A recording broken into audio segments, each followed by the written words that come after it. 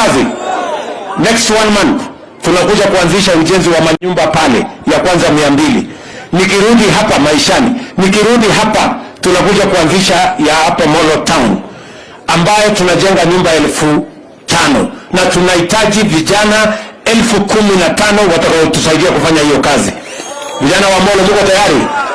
Nauliza vijana wa Molo mko tayari? Mko tayari? Ama mnasema tulete vijana kutoka mahali nyingine? Si nyinyi mko hapa?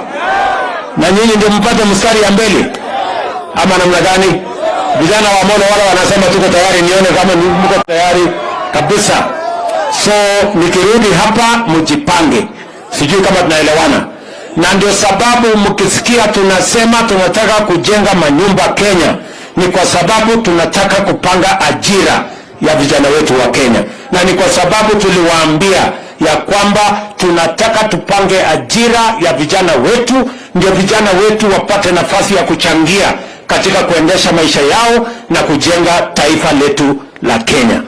Vile vile nyinyi mnaelewa tulikuwa na mradi mkubwa ya maji. Maji, hakuna maji ya kutosha hapa kwenu. Tulikuwa na mradi kubwa pale Itare, lakini iliingiliwa na siasa duni ya pesa 8 ya handshake ikaharibu hiyo mambo yote. Mimi nataka niwatangazie, simulisikia nilikutana na rais wa Italy. Ameshakubali ile pesa karibu bilioni 15 ilikuwa imepotea, tumeokoa hiyo pesa, imepatikana, na sasa tutakuja kukamilisha damu ya Itare, ilete maji Molo, ilete maji Njoro, ilete maji Albakon, ipeleke maji kule Kuresoi, ipeleke maji Rongai, na ipeleke maji mpaka Nakuru Town. Nyinyi mnanielewa? Tunaelewana? Hiyo tumekamilisha, nilituma na waziri na wale wengine wote.